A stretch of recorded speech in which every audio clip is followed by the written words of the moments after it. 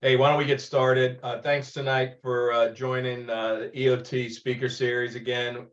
Naturally, we appreciate you guys tuning in and everything. Um, excited for our topic tonight to learn a little bit more about fitness and nutrition um, with our special guest. Again, this is part of a speaker series that started April 4th and is going to run until May the 9th. So we'll have two more engagements after tonight to be able to do that. Tuesdays, 8 p.m. Eastern Standard. Also, just a reminder, we do have maybe 15 slots available for the Elevation Camp coming up June 9th through the 11th at the University of Maryland. You can hit up our Facebook page or this website to be able to register, share the information with your friends. Excited to partner with the University of Maryland, and looks like they got an exciting team. Coach Willard has done a really good job at getting these guys together, and he's been active in the transfer portal, so we'll get to see some of those guys, but then more importantly, some of the exciting talent that they have or considering to have at the University of Maryland. So tonight's speaker is Dr. Richard Harris. He is also on the Life and Breath Foundation board. He specializes in nutrition, fitness in terms of this particular conversation. He does quite a few other things that I'm going to allow him to share with us. And Dr. Harris, happy to have you this evening. Thanks for joining us. Welcome. Yeah, thanks so much for having me back. I hope everyone's having a very blessed day. If you have any particular questions, feel free to put it in the chat or raise your hand. I would like this to be more interactive just because, you're talking about nutrition. There's hours and hours of information that you can talk about. I'd rather, if you have any questions directly, to answer those as opposed to just me kind of sit here and ramble. But my background, I'm an internal medicine physician and pharmacist. I'm the chief strategy officer of Nimbus Healthcare. We do personalized medicine direct to consumer space. I'm also the medical director for Script Health. It's a pharmacy SaaS company. And then I consult for several other companies as well. I had a lifestyle medicine practice before where I utilized the techniques that we're going to talk about to help people. So where do you start with nutrition, right? It's a very complex topic and it's extremely nuanced. Like, I don't know if you guys saw it today, there was an article on CNN about eating French fries is associated with anxiety and depression. And so I, of course, went and looked at the study, and the study doesn't tell you anything, really. It's an observational study. Correlation does not equal causation. We don't know if it's people who are depressed eat more French fries or if French fries cause you to be depressed. Also, the people who are eating the fried foods were more likely to be sedentary, obese, and active smokers, all of which are dramatically increase your risk of several mental and physical health conditions. So that's the world of nutrition that we live in today. And then you go online and you hear, don't eat red meat because it's going to kill you. Don't eat vegetables because it's going to kill you. Eat low carb, eat high carb, eat this, eat that, don't eat this. And people are really left wondering, well, what am I supposed to eat? And so I'm going to just go over a couple of the priorities and how I structure my nutrition plan for my goals. And I'm someone who's very active. I lift weights about 4 times a week. I do HIIT cardio twice a week. And then sometimes I'll play basketball like once a week. And then in the evening, sometimes I'll go play pickleball with my friends. So, I still stay pretty physically active, and I'm 40 years old and I don't plan that in stopping. And I want a plan that allows me to keep being active and so forth. So the number one thing I think it's important when you talk about nutrition is the concept of energy balance. Is anybody familiar with energy balance? No? All right. So energy balance in a simplified version is calories in, calories out, right? It is what our body consumes to fuel us and what we put into our bodies, right? And one of the big problems that we have today is we tend to overeat. and we consume more calories than we actually need. And this is a reason for the obesity epidemic that we have. And so one of the things that I do every year for about 2 weeks is I count my calories.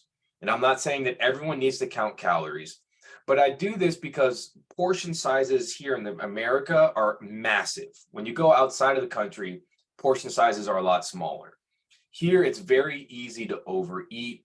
Overeating is a problem for a host of reasons, but you don't want to be in an energy surplus, meaning having more energy available to you than you need. That's how you end up with stored body fat, gaining weight, and all the adverse health outcomes that come with storing extra body fat.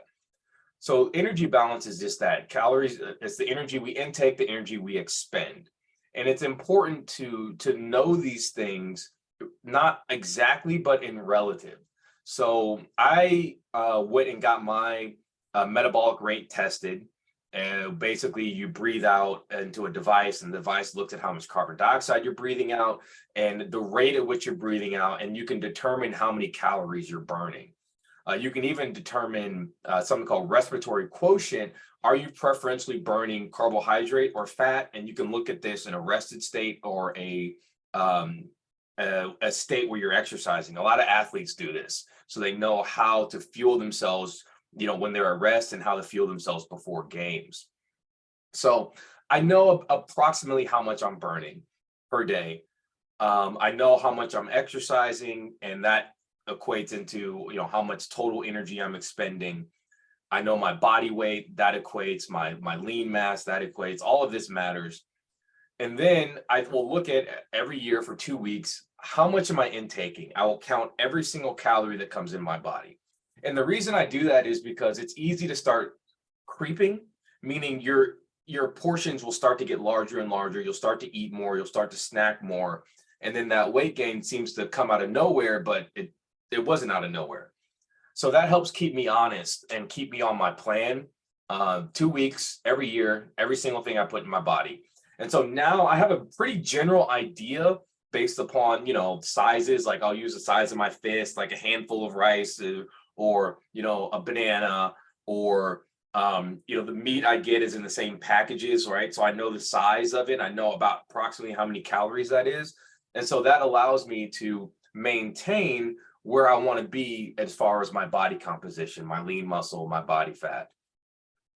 Now, certain things that you can do, tips and tricks to help you not overconsume, is eat slower. The body takes time to recognize that your stomach is actually distended and full, and to make the hormones that tell your brain, hey, we have enough. Your gut actually senses the nutrients that you eat and will tell you, and that signifies those satiety signals.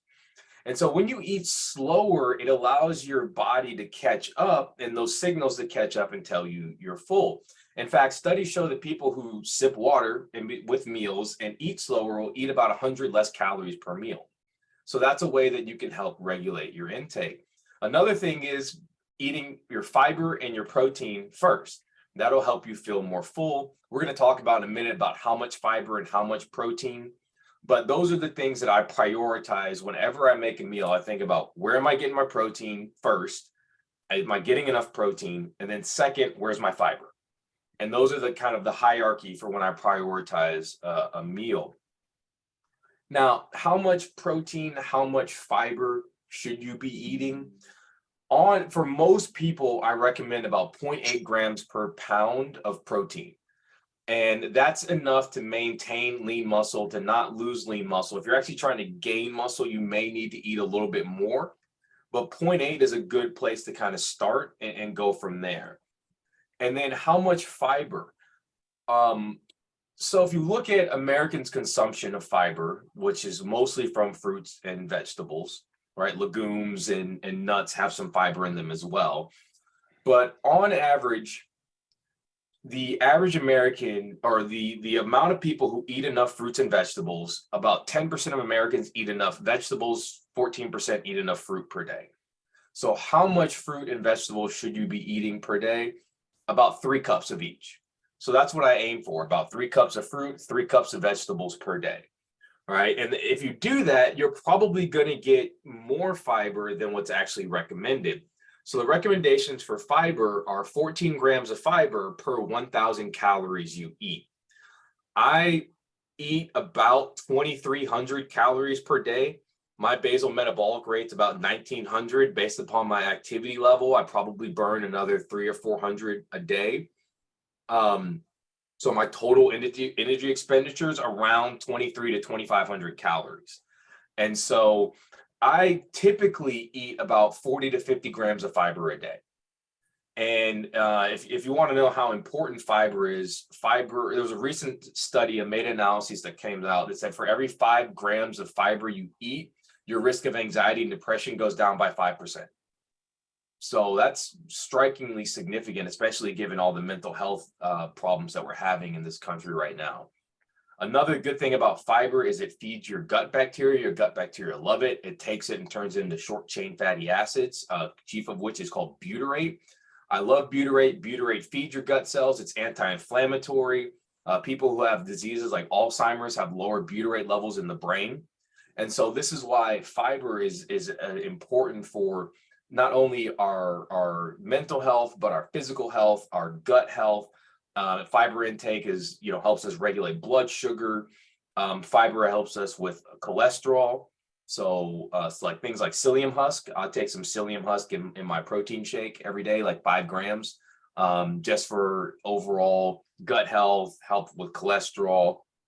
I make sure I get enough fiber.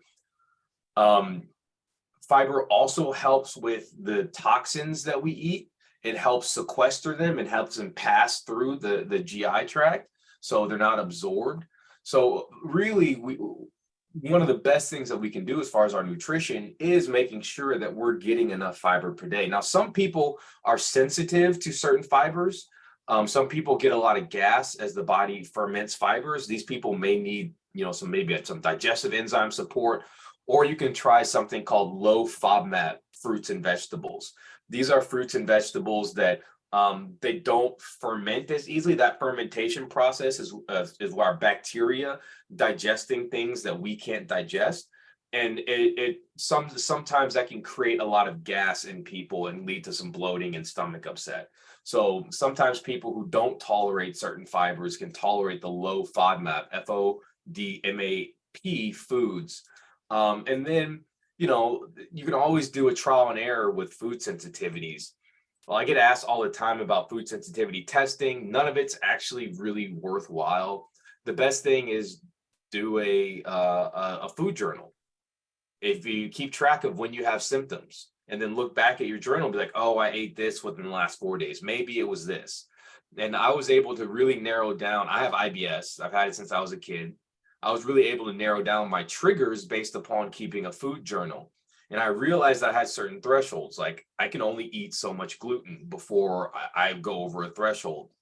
I can only have like 1 soda before it goes over a threshold. And I'm talking regular can, not a big gulp, right? If I get too much artificial sugar or regular sugar that's not from fruits, that causes problems. So, over time and listening to my body and investigating, I've been able to figure out how my body responds to certain foods.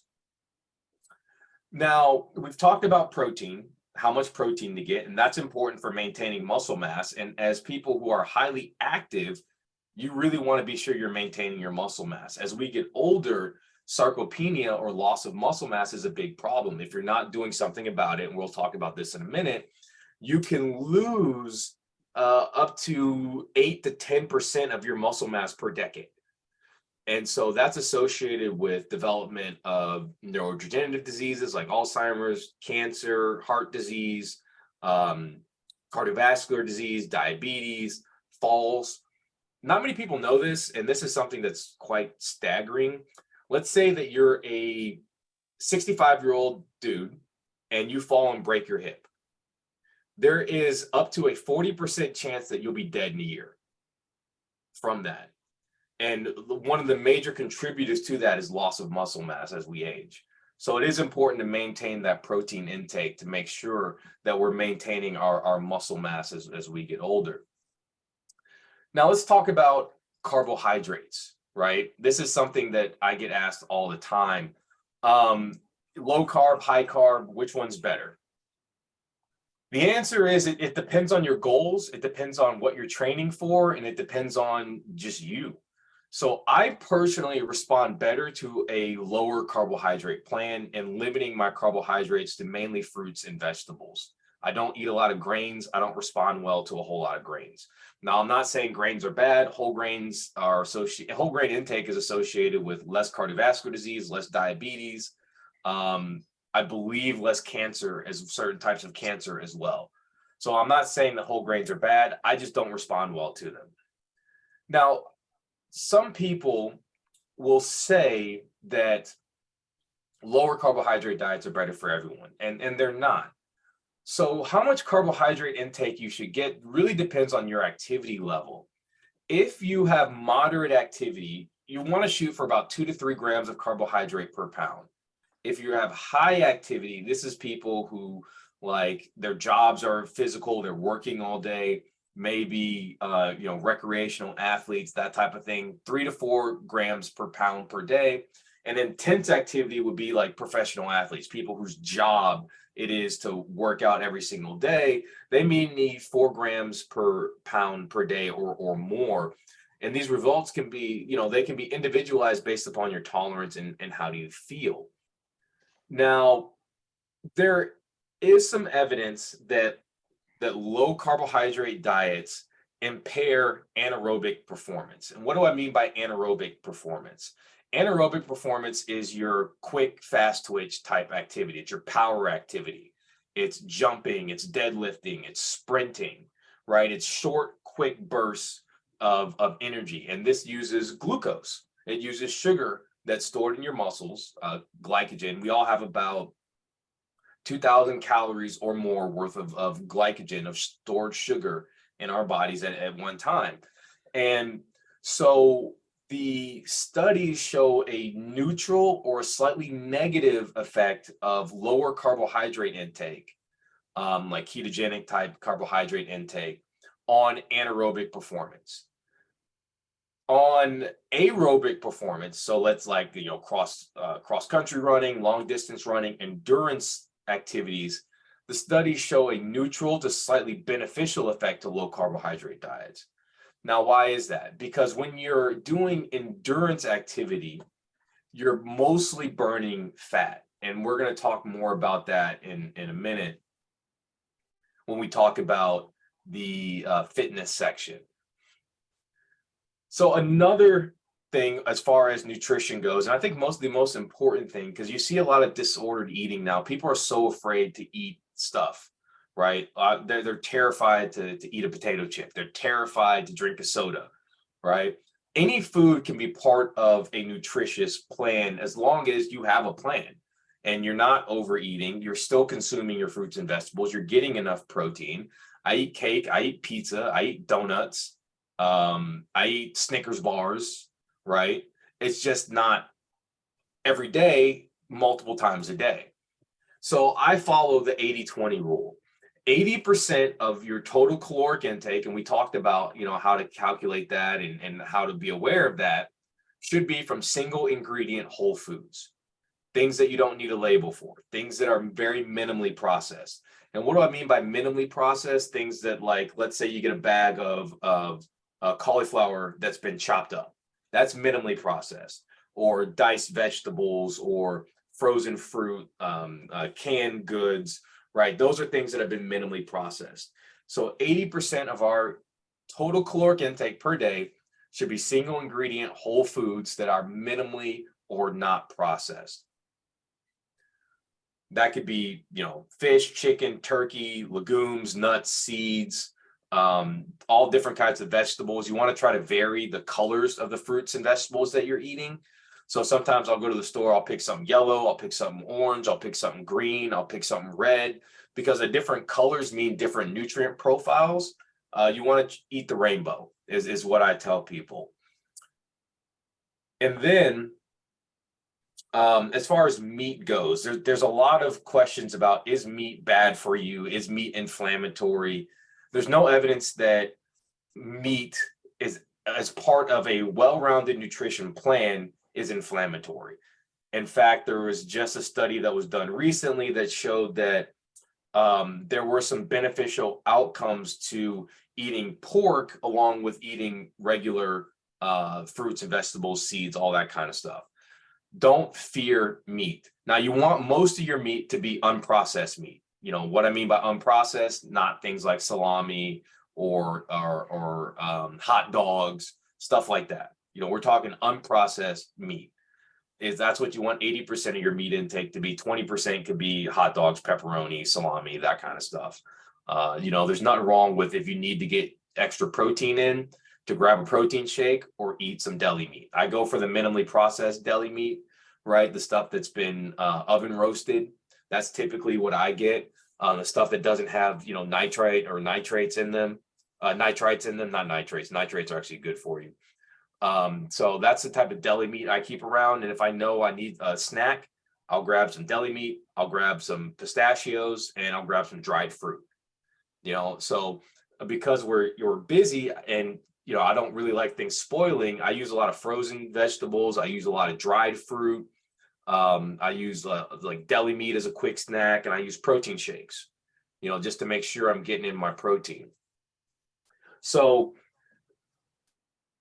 whatever meat you like, feel free to eat it. Like I said, as long as 80-20 unprocessed, there's no harm in eating meat.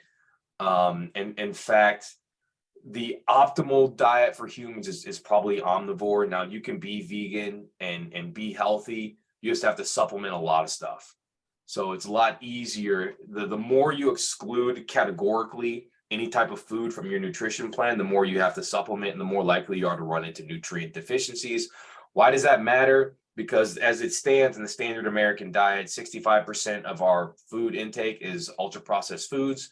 Studies show that vegans do eat slightly more. I think it's like 3% more ultra processed food than non-vegans. Why does that matter? Every 10% increase in ultra processed food there's a 14% increased risk of early death. There's also a 25% increased risk of dementia for every 10% increase in ultra processed foods. So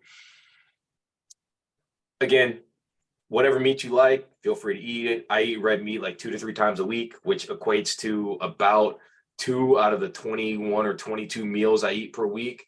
Not a whole lot, right? 2 out of 21, 2 out of 22. That's not really moving the needle. I eat fish, chicken, turkey, pork. I try to go for lean meats. The reason I do lean meats is because you can get more protein. So if you look at things like bacon, bacon is mostly fat. It's not a lot of protein. Things like ribeyes, things like these fattier cuts of meat, their calories are equal part calories or more calories from fat than they are from protein. So switching over to lean meats allowed me to eat more and get more protein, which is great because I love to eat. So that's something that I did recently. Let's talk about fats because I didn't talk about that. So we talked about how much protein you should eat. We talked about how much carbohydrates you should eat. Fats are kind of the leftover there in your caloric intake. I'm not really afraid of most people's fat intake as long as they're not over consuming calories. The problem with fat is it's the most energy dense source, so it's the easiest to over consume. Restaurants have, if you look at the calories for things in restaurants and you wonder why there's so many calories in them, it's because they loaded up with fat, because we love fat. It's tasty. From an evolutionary perspective, we knew things with fat were calorie dense. So we're programmed to seek out things, you know, sort like fats, sugar, salt. Those things light our brain up like a Christmas tree. We love them because those are signals that things are calorie dense. And, you know, up until about 100, 150 years ago, we went through periods of famine all the time. And so we were programmed to seek out calorie dense foods. So fats are kind of the leftover in your calorie budget. You know, what is not taken up by protein and carbs, you can allot that to fats. For most people, you want to limit your intake of saturated fat to less than 10% of your total caloric intake. Saturated fats do tend to increase cholesterol and increase LDL.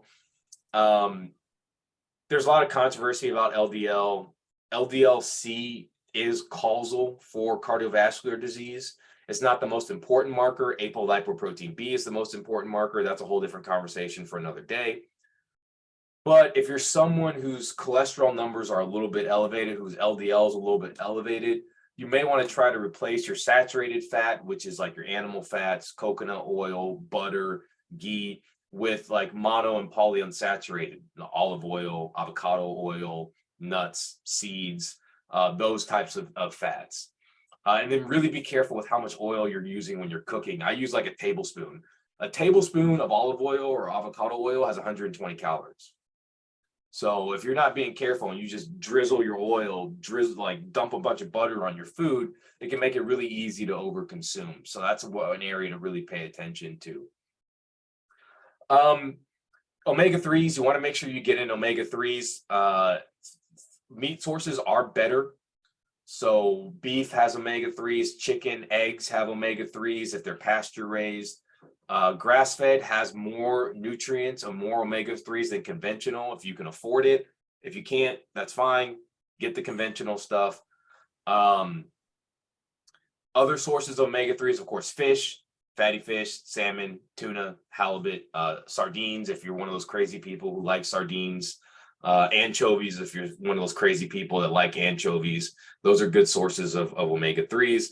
The plant sources, things like chia seeds, flax seeds, macadamia nuts, they have a different type of omega-3. It's not readily converted as well to EPA and DHA, so it is better to get it from meat sources. I don't eat a lot of fish personally, so I supplement omega-3s. I take about 1 gram of fish oil a day just because I don't really like fish. I don't know how to cook fish. I prefer, I'm a steak guy. I love steak. So otherwise on fats, other good sources of fat are things like avocado, nuts, seeds. I like chia seeds. I like flax seeds. In fact, I put a little flax seed in my Greek yogurt every morning just to get some of those fiber, good omega-3s. Okay. And then the last part we're going to talk about nutrition before we go over to fitness is staying hydrated. Hydration is so important and is so underutilized. In fact, you will never see me that far from a glass of water, ever. I make sure I stay hydrated. So a 3% decrease in your total body water is about when 2 to 3% is about when your thirst kicks in. So by the time you feel thirsty, you're already dehydrated. That 3% decrease in total body water is enough to register as far as movement impairment, the same as the legal limit for intoxication. So the number one cause of headaches, dehydration. Number one cause of muscle cramps, dehydration. Number one cause of brain fog, dehydration. Your brain is about 2% of your body weight, receives about 20% of the blood flow. So think about that. Your kidneys receive a disproportionate amount of blood flow as well. These are things that are very sensitive to fluid intake. So staying hydrated is very important. If you go and just look at people in the ER, number one intervention they get is IV fluids, by far. It's not even close. Almost everyone, unless they're in heart failure, comes in and they get a bag of IV fluids just because most people are dehydrated. How much water should you drink? A rough estimate to start with is about 2/3 of your body weight in fluid ounces per day. For me, I think in metrics, right? I hate the American system. I always think in metrics. For me, that's about 3 liters of water per day. And that's what I drink per day. When you are being physically active or you're out in the sun and you're sweating and you've been active for more than an hour or about an hour, it would be a good idea to replenish not only just water, but electrolytes. And the reason for that is you lose sodium, you lose potassium, and you lose magnesium when you sweat. So things like Gatorade, I prefer the lower sugar Gatorade, although sugar is a very effective vehicle for moving water across the intestines. That's meant to replace what we lose with sweat. There are other electrolytes, like I use one called LMNT. That's what I take. So I work out for about an hour. I'll use electrolytes after that. I feel better when I use electrolytes.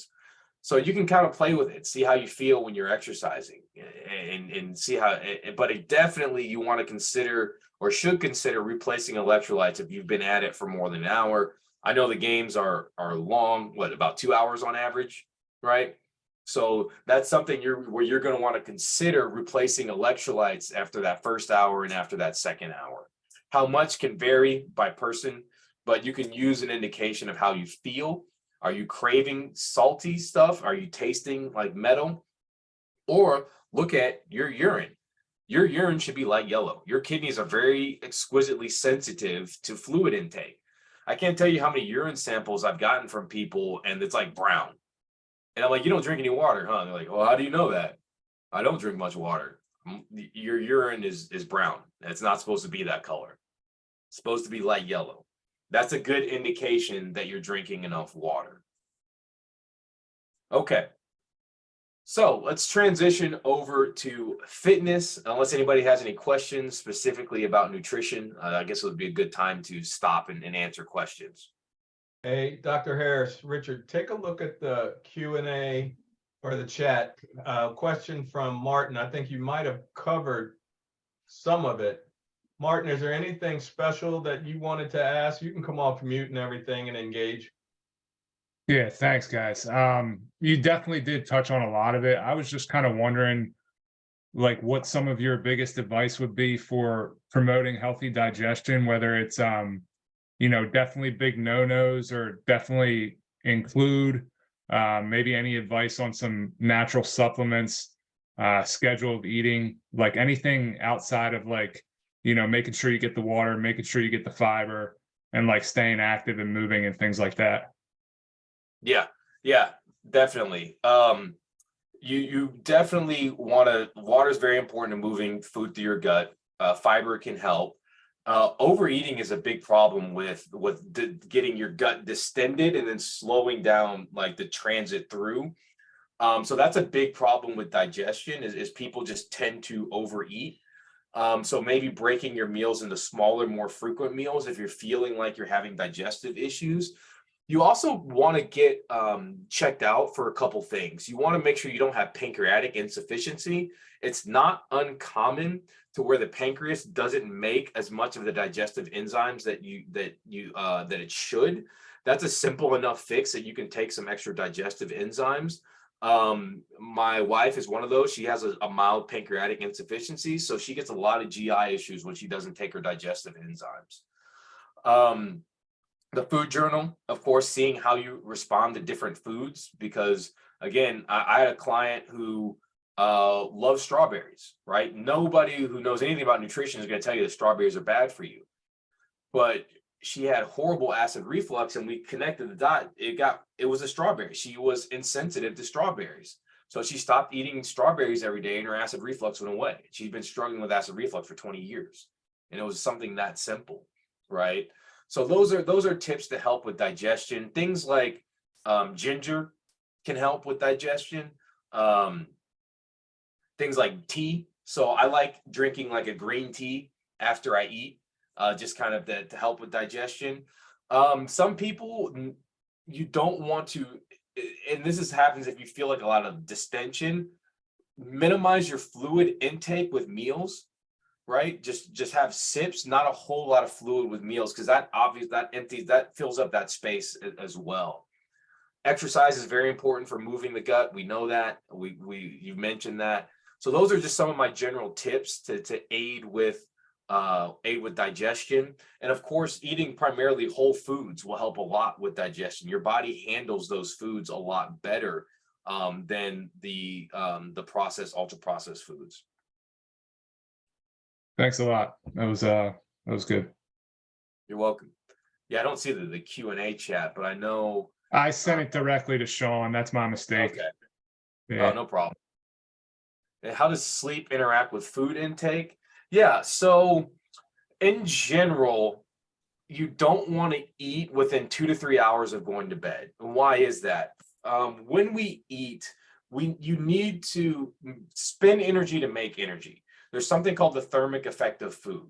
So on average, in a mixed meal, about 10% of the calories we intake goes into digesting that food. Why is it called thermic? Because you heat up. So as we make energy, we generate heat. And so going to sleep, your body temperature needs to drop about a degree or so. And so it can interrupt the circadian process of your body temperature cooling down if you eat too late. So that's something I don't recommend if you can. And, this is not every single day because it's going to be impossible to do this all the time. But in general, try not to eat within, I'd say 3, ideally at a minimum 2 hours before you go to sleep. If you are someone who has trouble sleeping, there is some evidence that having more of your carbohydrates at night might help you sleep better. That's a technique that I've utilized with people. So, a lot of people like to eat their fruit early in the day. I'll try moving it later in the day. So these are things that you can definitely look at if you're having trouble sleeping. The most problematic I see with nutrition and sleep is that people are eating too much, too late, and it's impairing those circadian rhythms. So Richard, I can't, I finished the game, take a shower, get back to the hotel. It's 10 o'clock. I can't have those wings that I really want. You can. You just might have some adverse sleep effects and maybe some acid reflux. But if you're going to do that, I say use the principle of Hari Hibichibu. It's a Japanese principle. It means eat till you're 80% full. All right. So that's one of the reasons it's in the Japanese culture. That's why, in general, Japanese culture, they're a lot healthier. They're a lot more lean. They don't have as much obesity as us, because that's a principle in their culture. And I think other cultures as well. Don't eat until you're full. Eat till you're 80% full. So especially if you're going to eat late at night, I would prioritize protein and I would eat a smaller amount.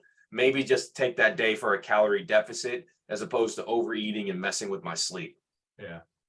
So that's 5 or 6 wings. Yeah.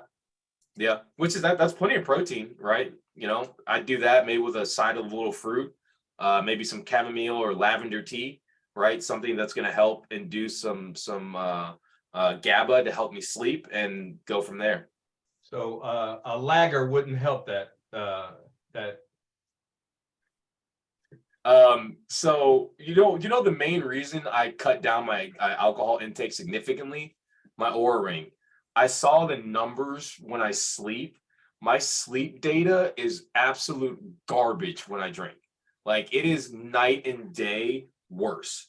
And I haven't found anything that disrupts my sleep numbers the way alcohol disrupts my sleep numbers. And I'm talking even like 1 or 2 drinks, and my sleep numbers are horrible.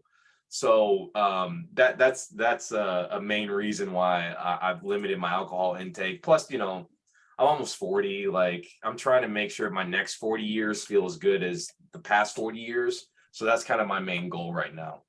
So what's the Oura Ring? I don't know anything about that. What's that? It's a tracker. So it tracks sleep. It tracks certain biometrics that deal with stress. Tracks activity. I really, really like it. It gave me a lot of insights into how I respond to certain things. If I overtrain, it lets me know that, hey, this is a day you should probably take it pretty easy. So I use it. I look at it every day, and I kind of will use it to kind of guide some of the things I do throughout the day.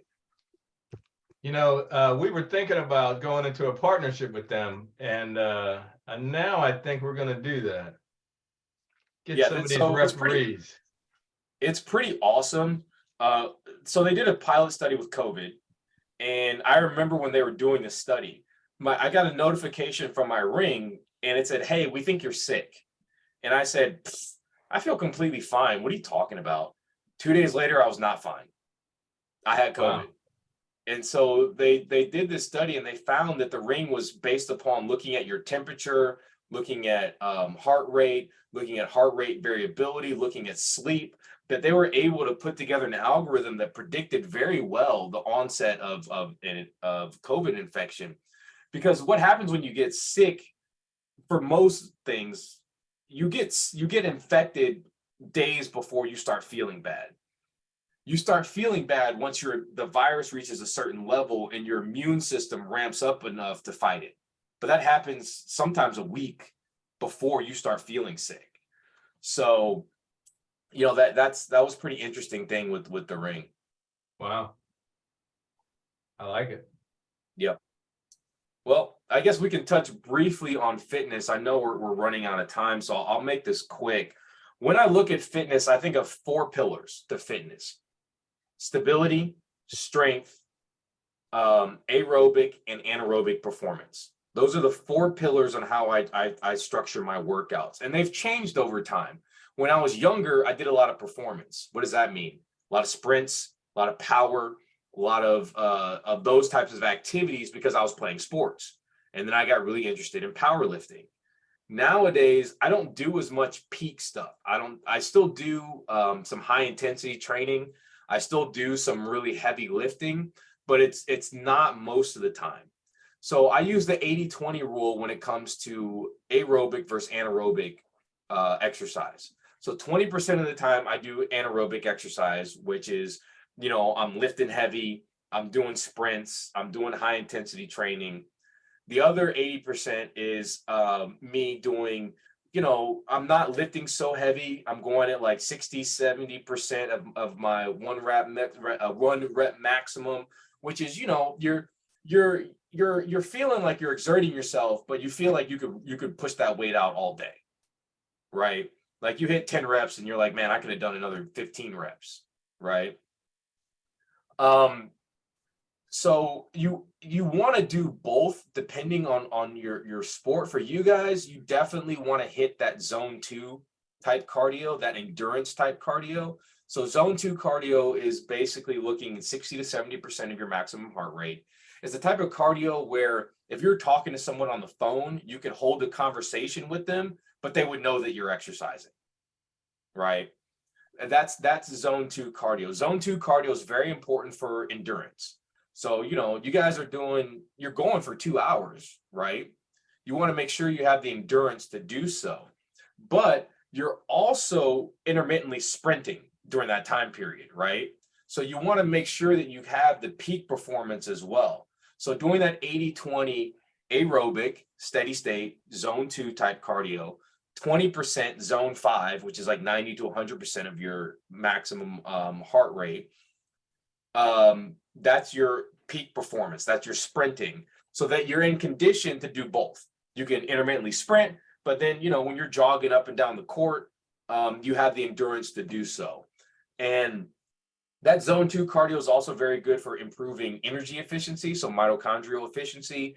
It improves insulin sensitivity, so the root cause of diabetes.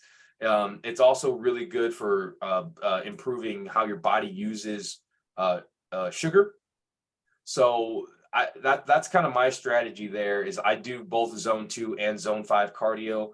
I'll do a 5-minute warm up. I'll do 15 minutes of HIIT, 30 seconds on, a minute off. Those 30 seconds on are intense. I'm moving, right? And then that minute off, I'm going that kind of to the zone 2 speed. And then after that, I do about 10 minutes of zone 2. For me, it's usually walking at a 5%, 6% incline at like 3 speed. So again, that's enough where if I was talking to someone, they would know that I'm working out, but I could have a full conversation with them, right? So those are 2 of the 4 pillars. The other one, strength training. We talked about it before. Once you hit 30, you can lose between 8-10% of your muscle mass per year. You don't want that. That's correlated with just about every single negative health outcome on the planet. You want to maintain your muscle mass. You can maintain it till the day you die if you use it. There were some really eloquent studies where they did MRIs and muscle biopsies of like 20-year-old cyclists and 70-year-old cyclists. You've probably seen the photos online. And you look at the 20-year-old and the 70-year-old who exercise, and the muscle and bone look exactly the same. Like you can't tell the difference between the two. Then you compare it to the 70-year-old who doesn't exercise. The muscle looks weak and atrophied. There's fat infiltration there. And then look at the bones. The bones don't look healthy. They're not bright and white like they should be. The bones are eroded. So maintaining that strength, maintaining that muscle mass is important. Me personally, I prefer 2/3, 1/3 when it comes to exercise. So 2/3 strength training, 1/3 cardio. So that's why I do 4 days weights, 2 days cardio. Your goals are different. You might during the season want to do, depending on how often you're reffing games. Is it 2 games a week? Is it 3 games a week? If you're reffing 3 games a week, you're getting all the cardio you need at that point, right? You may want to do 2 or 3 days of strength training, and keep it maybe 50-50 during the season, and then go 2/3, 1/3 when you're on the off season, right? Build up that muscle, because when you get towards the season, you're probably going to be doing a lot more cardio than strength training.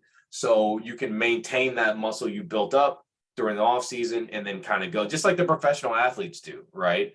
They do a lot of strength training in the off season to build up their muscle mass because they know they're going to lose it, or it's going to decrease a little bit during the season. Yep. And then the final one is stability. This is the one that people neglect the most. It's so important as we get older. So what happens as we get older, there's something called proprioception. Proprioception is a fancy word for telling us where we are in space. Like if I put my arms up here, I have mechanoreceptors and nerves that are literally telling me, hey, your arms are out to your side. So I need to engage my core, tighten my hamstrings, keep my lumbar spine straight up so I don't tip over or whatnot. That all happens without me thinking about it.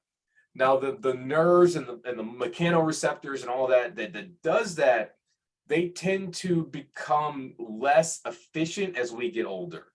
So that's why it's important to throw in stability exercises. And this is the thing that I've actually worked the most on adding to my routine now is stability stuff. I'll do one leg stuff. I'll balance, with some weights. I'll balance and pass a kettlebell between my hands on one leg, alternate on the other leg. I'll do stretches that are a lot more involved with balance.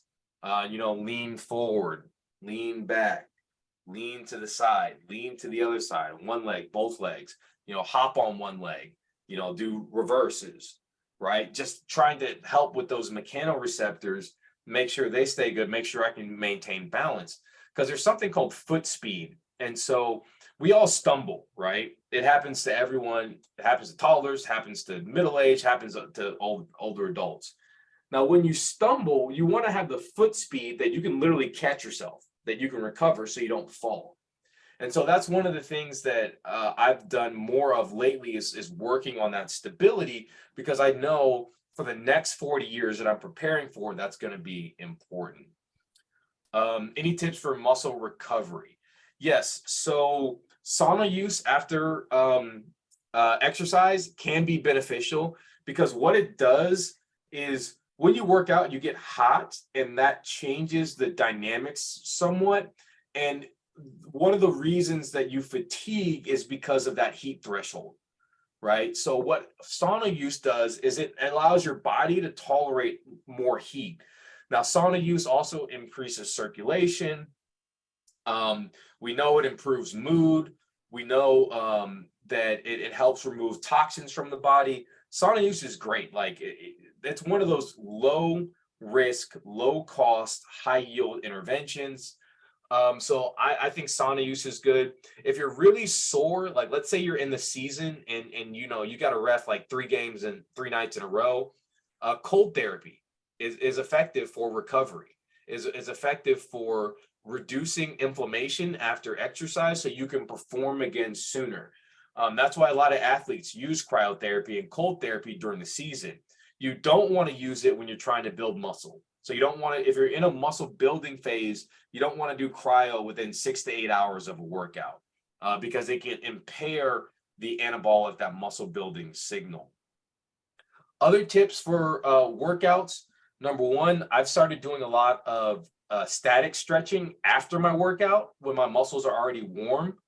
I do dynamic stretching, so like a lot of range of motion type stretching beforehand, and then I do dynamic static stretching after I work out. Water intake, making sure you have enough water that you're replenishing water losses, that you're staying hydrated throughout the day is important for recovery. Magnesium, I take magnesium at night. I take about 120 or 240 milligrams of magnesium glycinate at night to help with sleep, but also help with some of the autonomic nervous system recovery. Magnesium is utilized when we put our body through stress. So I want to make sure I replete that when I go through stress the next day. Ashwagandha is a supplement that seems to help as far as improving lean mass, and also probably improves recovery. So there's a supplement from a company called Outwork Nutrition. They have a pre-workout and a recovery supplement. The recovery supplement has some good stuff in it. So that's something that I've recommended to clients in the past. And then making sure you get enough sleep. That's very important for recovery, 7 to 9 hours of sleep a night. And those are typically the areas that I start when it comes to recovery. But you want to think about your recovery right after your workout, right? So then I get protein. So I get like at least 20 grams of protein, 35 grams of carbohydrates right after my workout, right? So I can start the protein, my muscles are going to need that to repair. The carbohydrates, I depleted my muscle glycogen. I want to make sure that refuels. The water is very important because you store 3 parts water. I think it's 3 parts water to 1 part carbohydrate in your muscles. So that's very important. Something like creatine. Creatine has been shown to increase exercise performance. It's safe. 5 grams of creatine a day is something that I do.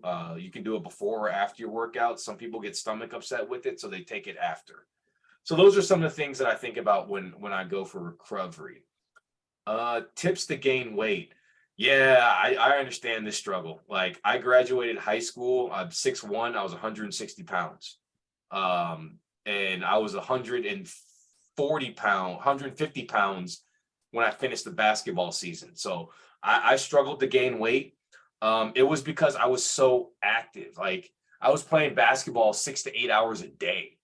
And it was just hard for me to eat enough to do it. So I started taking all the tricks in the book. I'd make a weight gainer shake with peanut butter and ice cream, right? Because if you're trying to gain weight, it's just about calories. You need to eat enough calories.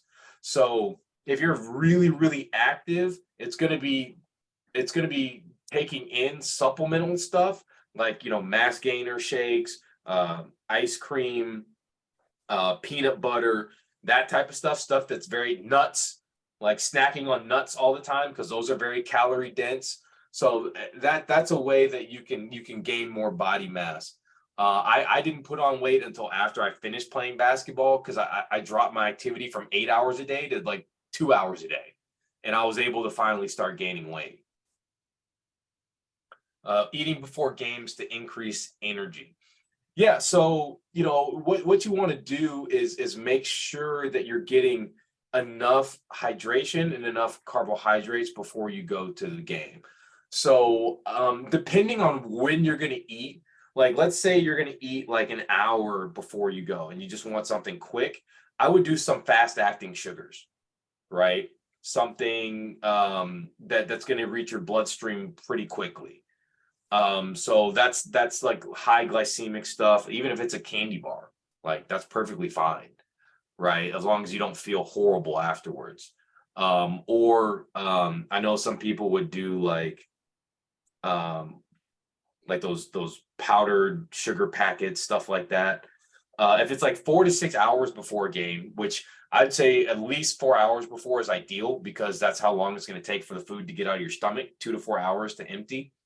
That's when you'd want to prioritize carbohydrates and protein.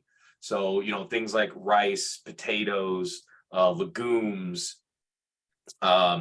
breads, that type of stuff. So that's what I would do. Pasta, right? And then afterwards, you want to do a little bit of carbohydrate and then a little bit of protein to help with recovery. So maybe 5 wings. I'm still trying to get to them wings, Hey, like I said, we gave you tips today that allow you to enjoy those wings, but also keep it moving. Exactly. Richard, this has been awesome. This has been tremendous. I'm really getting a lot of positive notes in here, and really a lot of the folks on the call really appreciate the information that you've shared and everything. It really is going to help us. What I'd really like to do also with your help is maybe try to position a couple of different nuggets that we can send to these folks, maybe through the summer, through the season, things of that nature, just to be able to keep that helpful reminder in front of people and everything. Just something, because I think this type of approach could really help, but it's something that we need to build a muscle towards and not make it an event, a transaction, see how we can make this part of what we do each and every day and keep us focused. Yep. Yeah, and I just posted a link here just to my general health recommendations. It talks about a lot of the stuff that we talked about today, and then I recommended some resources as well that you can utilize to help with these types of things. Awesome. We're going to have this, on replay for those that didn't catch all the notes and nuggets that you presented and shared. But I want to open it up, take time to open it up just in case somebody wanted to come off of mute, ask a question, and kind of give you that opportunity. Anybody have anything that they'd like to ask, share, or Mr. Clinton, anything that you got? Yeah, I had one thing. I know we talked about earlier about omega-3 and the things we can eat, but is a omega-3 supplement, is that useful as well? Yeah, so when people ask me what supplements should I take, if I was just going to take any supplement without knowing your history that has low risk of harm and an upside, it would be a multivitamin, vitamin D, magnesium. Those three are kind of like the biggest bang for your buck. They're cheap, they're safe, they're effective. The creatine would be number 4, just not only for the muscle benefits, it seems to improve cognition as well. There's also some studies that show it helps with kidney health. I mean, there's a lot of benefits to just 5 grams a day of creatine. And again, it's safe. It's the most studied supplement in history. And then the fourth, the last one, the fifth one would possibly be omega-3s. And the reason I say possibly is because if you eat like salmon 2 or 3 times a week, you probably, unless you're taking them for a specific condition, you probably don't need to take omega-3s. If you don't eat a lot of fish like me, then yes, supplementing with omega-3s, like 1 gram, maybe 2 grams, depending on why you're taking them a day, could be beneficial. So I personally supplement with 1 gram of omega-3s every day. Yeah, I've been incorporating about 1 gram for about 6 months now. Because I recognized I wasn't taking enough omega-3 in my diet. Right. Yeah, and if you're primarily plant-based or you don't eat a lot of fatty fish, it's going to be hard to get enough through your diet.